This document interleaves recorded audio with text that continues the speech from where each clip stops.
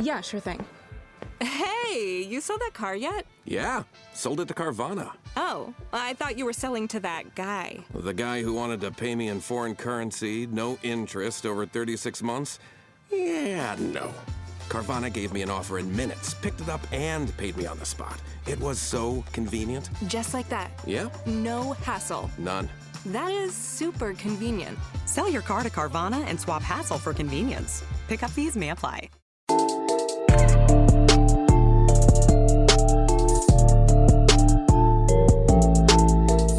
Welcome back to Mama Mystery. I am your host, Kelly. And I am your co-host, Austin.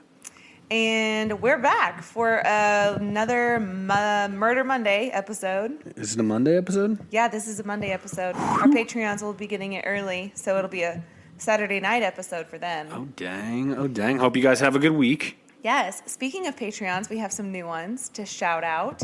So, Rachel Ross. Cassandra, I forget every time that you want to do this. Yeah. Let's start over. Rachel Ross. Rachel. Cassandra Simpson. Simpson. Cheyenne Miller. Miller. Stephanie McGrath. McGrath. Jesse Colt. Jesse. Stephanie Kanzler. Oh, yeah. And Holly Roche. How about that? Roche. Hey, thanks, everybody. You guys are awesome. Thank you so much. I don't even know what to say. You guys are just so great. Some exciting news. I don't know exactly how it's going to happen, when it's going to happen, but the subscription company, I guess, called Hunt a Killer, reached out and they want to work together to promote their murder mystery box. It's like a monthly, I think it's monthly or quarterly subscription box, and you get this box with clues to a murder, and you have to solve it yourself. Anyway, I'm super excited to learn more about it and to work with them because I love that kind of stuff. Heck yeah. I think I'd be a good crime solver. Will you do it with me? Sure. Will you really? Sure. You know what else I really want to do? I really want to go to an escape room. I would do that. Would you really? Yeah, as long as I can bring a gun. I don't think they'll let you bring a gun. Then I won't be doing it. All right, well, if anyone else wants to go with me, let me know. And I'd be happy to go. But you can't bring your gun, Austin. You don't know that. All right. So today we are talking about the disappearance of Amy Lynn Bradley. So this story begins in March of 1998 when Ron Bradley, an insurance executive, won a cruise vacation through his work. Are we in America or where are we at? Yeah, they're from Virginia. Okay. So he took his family, which included his wife, Iva, and his two kids, Amy and Brad. And I had to double check because his name is Brad Bradley. Brad Bradley. Bradley. Okay. Interesting sense of humor. So anyway, there's that. At the time, Amy was 23 years old and her brother Brad was 21. Amy was super close with her younger brother Brad. They spent a lot of time together and had a really tight bond. Amy had just graduated from Longwood University, where she played basketball on a scholarship. And just a side note, she was actually the first student at this university to receive a full ride scholarship for basketball. Cool. So she's pretty good. Prior to the vacation, the family was super excited. Amy prepared by tanning prior to the trip, and she did have some anxiety over traveling, but it wasn't going to stop her from going on this cruise. She just kind of had a little bit of a fear of flying. She was nervous about the ocean and what was in the ocean, and I can relate to that. I've been on cruises before, and it is kind of, when you really sit back and you think about the vast depths of the ocean, yeah, it's terrifying. And how little you are, you're a speck in the middle of the world. Yeah, I watched this, I think it was a TikTok that showed you just how deep the ocean really is, and it put it in relation to the Empire State Building and all these different measurements, and I felt myself getting really anxious watching it because I was just Jesus Christ. It's fascinating. Yeah, you don't know how low it really goes. Mm-hmm. You know what else baffles me? This is a little bit of a sidetrack, but is those pictures of icebergs, and it shows you how it looks above water and how big it is below water. So what you see on the surface compared to what's underneath it. Oh my God, it scares me. Scares you? Yeah, I don't know why I get scared when I see it. It's just crazy to think of something that massive and like what's underneath. I picture, when you say that, I picture those motivational posters that are like complete cheesy 1998 Like a little kitten art. hanging from a tree, and it says, "Just hang in there." I've never seen that one. Well, Never it seen exists. that one. It exists. Okay. And it's just hanging there by one paw. And I'm like, somebody grab this cat. He's going to fall. But it's like, hang in there. Perseverance. Let's get into the show. Sorry, guys. Okay. Anyway, so the Royal Caribbean ship, Rhapsody of the Seas, was set to take off from Puerto Rico. So the family had to fly there first to board the ship. And if you've ever been on a cruise, you know a lot of these ports have shops. And right before Amy got on board, she bought a postcard to send to her friend. And it said something along the lines of like, "Hey girl, it's gorgeous here. We leave for Aruba tomorrow and I'll be home Saturday around 10.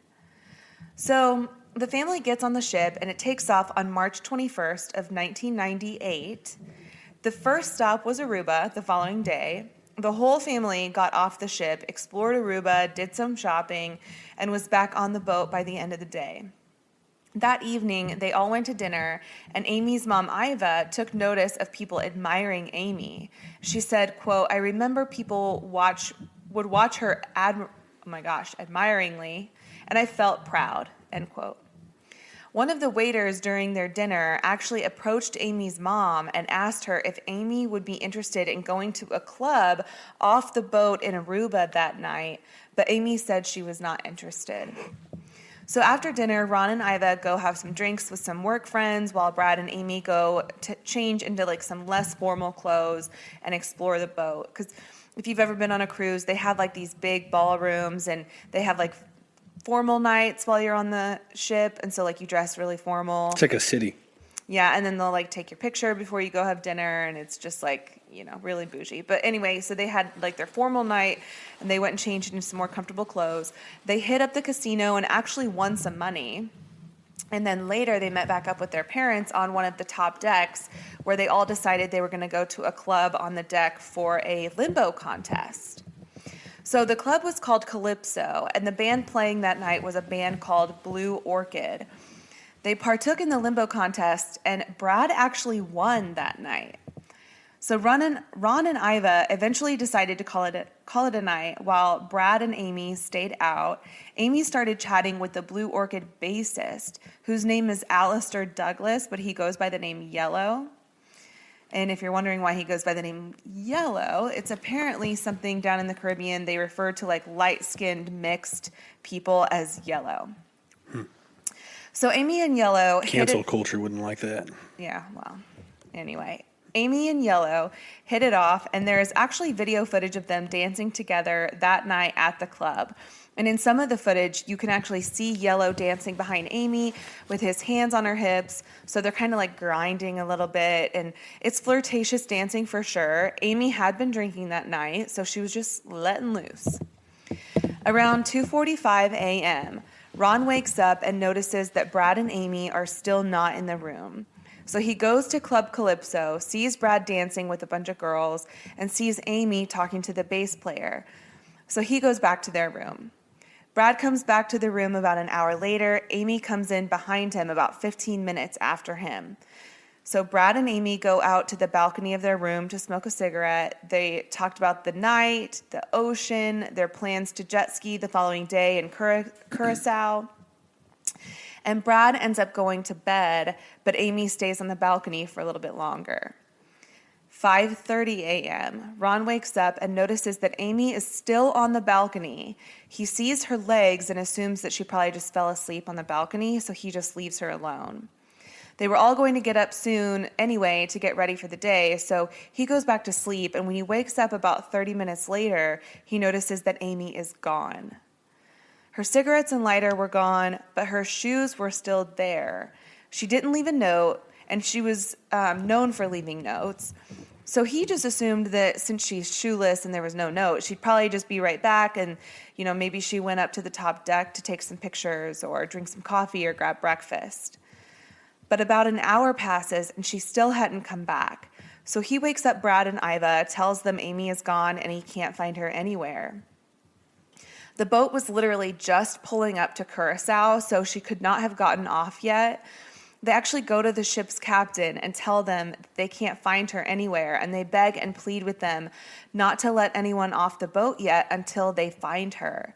They're begging them to perform this protocol where everyone goes to their muster stations so they can figure out who is and isn't accounted for. Do you remember on our cruise when we all had to like go to this designated area? Mm-hmm. Yeah, so that's what that is. But the captain shuts them down. He says he doesn't want to worry the passengers, so they're not even going to make an announcement, let alone lock the doors to the port. That's wild. So the captain agreed to have some employees search the boat, but he was still going to allow people to leave the boat. And at around 8 a.m., the only announcement that was ever made was, "Will Amy Bradley please come to the purser's desk?" And for those of you who don't know, a purser is an officer on a ship who keeps the accounts. I did not know that. I had to look it up. So the family is searching this massive cruise ship as best they can on their own. And just for some perspective on how big this ship actually is, the Rhapsody of the Seas has 12 decks and is capable of carrying 2,400 passengers and 765 crew members. There are over 1,000 staterooms for guests, 18 bars and restaurants, 2 pools, 6 whirlpools. Good Lord. Tons of other activity areas. So finding Amy on this enormous ship when people are actively leaving is a huge undertaking. So while they're searching for Amy, Brad runs into Alistair, or Yellow, and Yellow says, "Hey man, sorry to hear about your sister." But this was before the announcement was made over the intercoms. So at this point, only the security and Amy's family knew that Amy was missing. Whoa. Did he pick up on that? Who? Brad. Yeah. He picked up on that. He said that whenever. Yes, because he went and told his parents that he ran into him, and that's what he said. So as news spread about Amy's disappearance, 2 girls came forward to say that they saw Amy and Yellow at about 5:30 a.m. walking up to the disco. But after an extensive search, the team said they believed she was not on the boat and told the Bradley family that they'd probably be better off searching in Curacao because the ship was going to leave Curacao with or without them that day. And that's the thing about cruise ships. Like, they get fined big if they stay in a port. Yeah. So when it's time for them to go, they are leaving. They don't care if someone's running, hauling ass down a port to hop on the boat at the end of the day. Mm-hmm. They will leave you. They don't mess around. Can you imagine getting left in a country? No, I've seen videos of people, like people from the balcony just recording people running on the port trying to catch their ship at the end of the day. And the ship takes off and they're just left in that port. What would you even do? You have to figure it out. I mean, what if you didn't have like your money or some of like your passport? If you left your passport in your stateroom, you're screwed. Man, yeah, that's wild. Yeah, it's pretty wild. I was on a cruise once where that happened, where there were people running down the port, and I honestly don't remember if they ended up making it on or not. But I just remember thinking, like, Jesus, that's what a stressful situation. So the Bradley family packs up their stuff and gets off the boat, and they book a room at a hotel in Curacao to begin the search for Amy. They're calling their family back home to let them know what was going on, and on the following day, authorities in Curacao began the search for Amy on land, in the air, and in the water. They pulled out all the stops to try and search for Amy. They found nothing, no sign of Amy. Back in the U.S., Iva gets a hold of her brother John, and he gets the FBI involved, who determined that the cruise ship did not, in fact, search the ship in depth. They only searched the common areas, and that was it. So they didn't search any staterooms. They made it sound like they searched high and low, every nook and cranny, but they didn't. The Bradleys were so pissed. They got on a flight, and you have to think, too, the Bradleys just wasted all that time in Curacao when their daughter was likely still on the boat. Mm-hmm.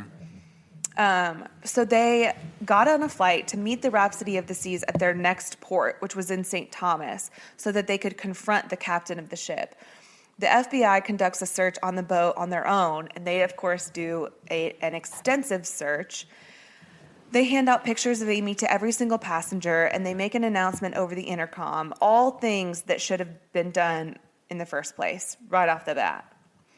They also get a hold of Yellow, and they interview him since his whole involvement in this story is just super sketchy.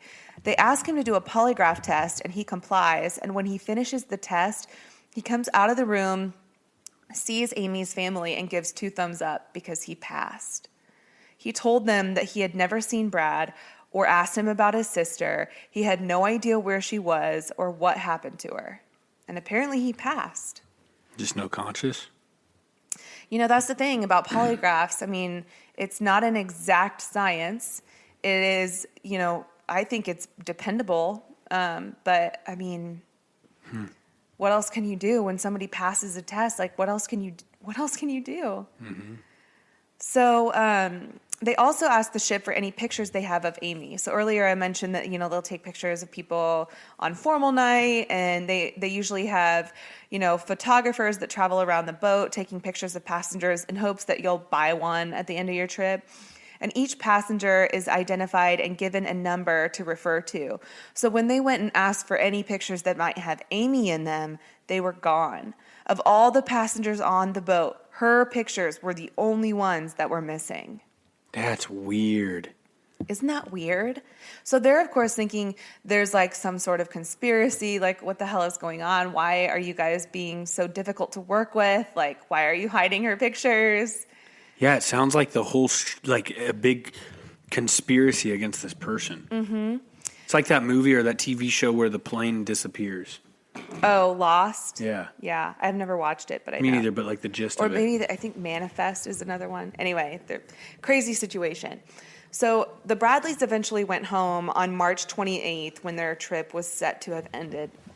But they continued their search and their mission to get the word out about Amy by doing interviews with national news stations, tying yellow ribbons to trees to try to keep people's minds on Amy. Then they get a phone call from a Spanish-speaking cab driver who said that he was at the port in Puerto Rico and saw Amy being taken off the boat by a man and forced into a cab. And this would have been 4 days after her disappearance and would mean that she had been on the boat the entire time being held captive. Gosh, this one is strange. Mm-hmm. They give this tip to the FBI, but after 8 months, the Bradleys found out that the FBI had done nothing with that lead. So in April, Brad and Ron went back to the island to try to look for Amy themselves with no luck. Where would you even look? Like, can you imagine that? Let's go to this island. This foreign place. And look for her? Yeah. Like, we lost our dog for a few hours when we're driving around looking for her, and I felt like that was a needle in a haystack. Yeah. You're talking about finding a person in a foreign country? Mm-hmm. And all this time has gone by, and the ship has been to multiple other ports. So how do you know she's for sure in Curacao or not in St. Thomas? Or I don't know if it had any other stops. Those are the only ones I know of. But yeah, like, where do you even begin? For real. So I guess at one point while they were down there, Brad thought he heard Amy's voice coming from a cab. And so they tried following that cab, but there was nothing. There was it didn't lead to anything. Mm. So, meanwhile, a man named David Carmichael, a wealthy Canadian who had just finished scuba diving with a group on a beach near the Curacao port, was cleaning his gear with the group when he saw a woman on the beach being followed by 2 men. So she's kind of walking ahead of them, and they're just kind of like tracking her. David said that the woman must have noticed that he was speaking English because she started rushing over towards him. But right before she got to David, the 2 men rushed up to her, pulled her aside, and kind of brought her into this nearby cafe. So David followed them into the cafe, and he kind of felt like David's the scuba diver? Yeah. He follows them into the cafe because he feels like something shady is going on. And he starts just taking mental notes. He notices that she has a scar on her right shin, a tattoo on her ankle, and a Tasmanian devil tattoo on her left shoulder. Well, Amy has a tattoo of a Tasmanian devil spinning a basketball on her left shoulder. Holy shit. She also has a tattoo on her ankle. Like, everything lined up. And where is this at? This was in Curacao. So at the time, David didn't even know about Amy. He didn't put it all together until he was watching an episode of Unsolved Mysteries and Amy Bradley was showcased. But he said he is 100% sure that he saw Amy that day. Oh my gosh. So in the fall of 1999, the Bradley family hired their own private investigator. It's a man named Frank Jones, former member of American Special Forces. He told the Bradleys that the Colombian gang or some Colombian gangsters were holding Amy on the island of Curacao, and that he knew exactly where she was because he knew a cook down there who accurately described Amy's tattoos and even a lullaby that she heard Amy sing, which was the same lullaby that Iva sang to her when she was little. Oh my goodness, this is nuts. So I keep thinking of Gone Girl, the movie, or not Gone Girl, Taken, because the chick gets taken and sex trafficked, and like you think about that stuff happens all the time. Yeah, it's scary as hell. So scary. I just keep hoping that you're going to tell me this ends with her being found. Go. Okay, so 2 other former Navy SEALs were sent to Curacao to find Amy based on all this information. Frank Jones told the Bradleys that he needed money to pay for the actual armed rescue, but the Bradleys wanted concrete proof before they gave him the money. So Frank showed them a photo of a woman that they believed to be Amy with the matching tattoos and everything. So they gave him what totaled out to be $210,000. $210,000 they gave this private investigator? Yeah, to go retrieve Amy. $210,000. The Bradley family was instructed to fly. Wait, hold on. Why did the guy need $210,000? To pay for the armed forces, I guess, that it was going to take, and also to pay for his time and his travel to get down there, like all these things, because I guess he was just an independent private investigator. And this is the picture he had of her. He had a picture of her? Yeah. How do you get the picture? Probably from a source that he had down there. Okay. I mean, I'm sure that's what he said. I don't know. Right. But the Bradley family was instructed to fly to Florida and wait for a call from Frank as soon as Amy was recovered. So they waited in a hotel for a week before they finally get a call from one of Frank's associates that was helping out. This associate had to break the news to the Bradleys family that he had been duped by Frank Jones, and so had the Bradleys. Oh, man. Mm-hmm. Frank never had eyes on Amy, and the picture he showed them of Amy was fabricated. Oh, my gosh. He was As if this family hadn't been kicked enough. Yeah. He was never in the Special Forces. There was never any Colombian gang connection, no surveillance, nothing. It was all a fucking scam. Oof. Can you imagine, like, what a piece of trash human being to exploit a vulnerable family like that. Mm-hmm. That is horrible. It made me so angry when I was reading, and then $210,000. So he eventually pled guilty to mail fraud and got a 5-year sentence, and he was ordered to pay the money back. I don't know if he actually ever did or not. So he's free. Yeah. Gosh. In 2005, a woman named Judy Maurer was in Bridgetown, Barbados, in a women's restroom stall when she suddenly heard 2 men loudly enter the bathroom and begin screaming and threatening a woman in a different stall. So Judy waited for a few minutes and then exited the stall to find a very upset woman hunched over the sink area. The woman allegedly told Judy that her name was Amy and that she was from Virginia. Seconds later, the 2 men re-entered the bathroom and forcibly removed Amy. And then Judy provided the FBI with descriptions of the 2 men and the woman. Amy from Virginia strongly resembled the 2 online photos that were sent around the same time to the Bradleys. So that same year, in 2005, an email was sent to the Bradleys. It was actually to their Bradley family website that they had dedicated to find Amy. This email contained 2 photographs, and I'm going to put these on the Mama Mystery Instagram page so you can see them for yourself. But the photos were from an X-rated website for sex workers, and it shows this person who was given the name Jazz, and she's laying on a bed with some lingerie. She looks really confused and despondent, but she looks a lot like Amy. So the resemblance is frightening. Here, I'm going to show you, Austin. once you see it, it's difficult to deny that that's Amy. Mm-hmm. Like they had her grow her hair back out. Because this would have been how long later? So this was in 2005, so it would have been about 7 years later. Yeah. Yeah, her hair is wild, and her But face. it looks, I mean, all the facial resemblances with the strong cheekbones.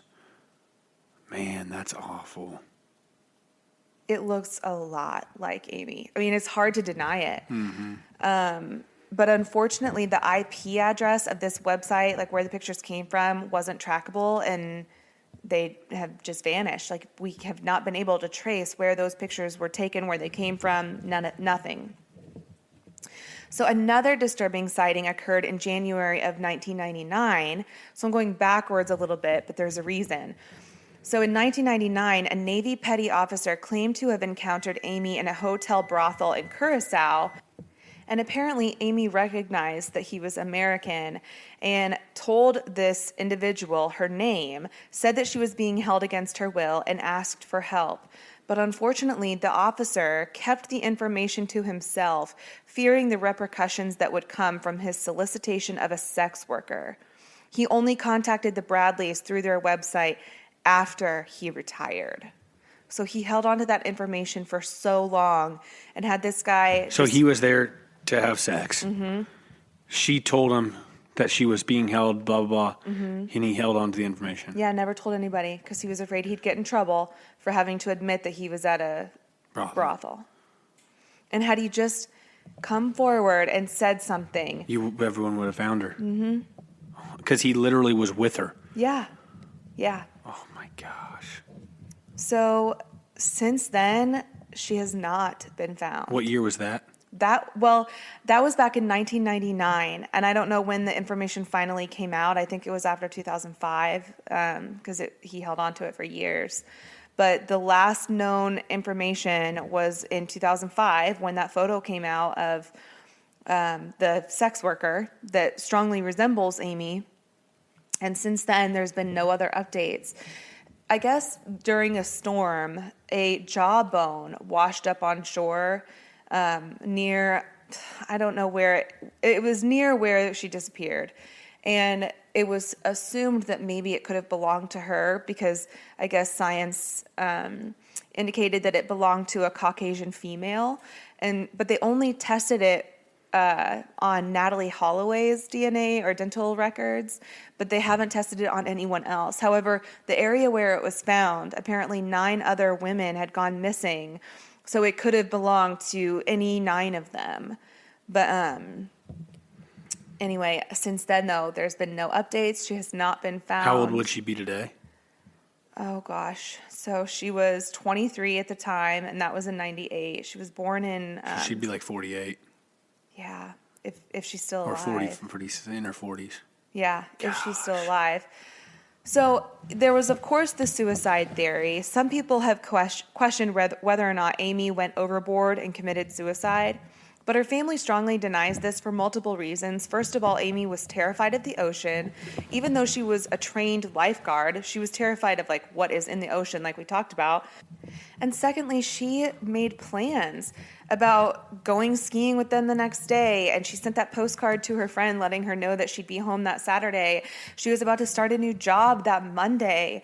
So I don't believe in the suicide theory. It's possible that she could have fallen accidentally, but that was ruled out later by investigators. There's too many other flags, though, that make me think that would never have happened. I think it's way more likely that she was taken and that she was held against her will and forced into sex trafficking, because it's a very real thing and it happens everywhere. I was talking to someone just the other day about, police officers who have to be trained in sex trafficking and, the warning signs and this and that. And the question was asked how many times a police officer pulls over an adult that has kids in the back, how often they ever talk to the kids. And the police officers were like, we never talk to the kids. Mm. And can you imagine how many times maybe there has been a child or someone in the back seat being held against their will and you have no idea? Mm-hmm. And they were that close to getting caught. Yes. It's so sad. It is so sad. And I mean, Amy, she's 23. this just goes to show that it's not just kids that get sucked into this world. It's also adults. It can even happen to boys. It's less likely that it happens to boys, but it does happen. I mean, you have to look up the statistics because it is terrifying. It just makes me so scared for my children. That's wild. This was a wild one. Yeah. Super sad. And super, like, just realistic. Some cases it's a ballistic lunatic.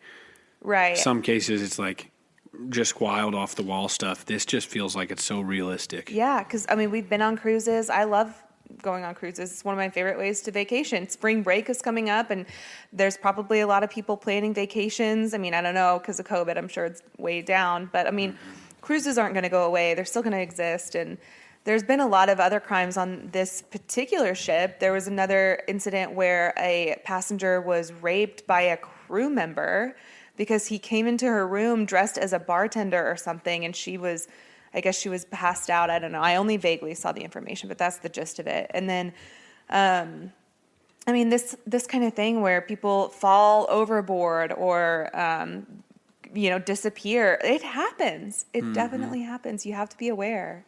Be aware of your sightings. Oh, okay. So the last episode, we talked about why, true crime enthusiasts are into true crime. And somebody pointed out that she feels like hearing these stories keeps her safe because she's more aware of what to pay attention to and, warning signs and this and that. And she feels safer having heard these stories versus being sheltered from it and not knowing what to look for or how to keep yourself safe. I can see that. So I thought that was an interesting take. One time, a long, long time ago, I don't know when I learned this. I remember it's stuck in my head till today. But when you're walking somewhere, you should be watching in windows and cars to see the reflections behind you, to see if anybody's coming up behind you. And it's so weird. I heard that forever ago. I think I've talked about it before in here. Yeah. But I've heard it forever ago, and I always do that now. So like when I'm walking in a store, I'm looking in the glass for a reflection behind me. For no reason, but maybe someday it pays off. Yeah, you make fun of me sometimes for memorizing license plates, but sometimes if I think something's a little sus, I think it's good. Memorize at least the first 3 if I can just keep those in my mind. But right. But yeah, I try to be aware. I've become more aware. Speaking of that, I saw a guy walking through a parking lot of somewhere I am a lot here recently, and he was super sketchy looking, and I took multiple pictures of him on my phone. Yeah. And I don't think I would have done that before the podcast. Yeah. Yeah. That's weird. It's just, I would rather have it and not need it than need it and not have it. Like a gun. Yeah. Yep. All right. Well, that's all we have for today. We'll be back on Friday. Share it out, everybody, please, and thank you. Mama. All right. Mystery. Out.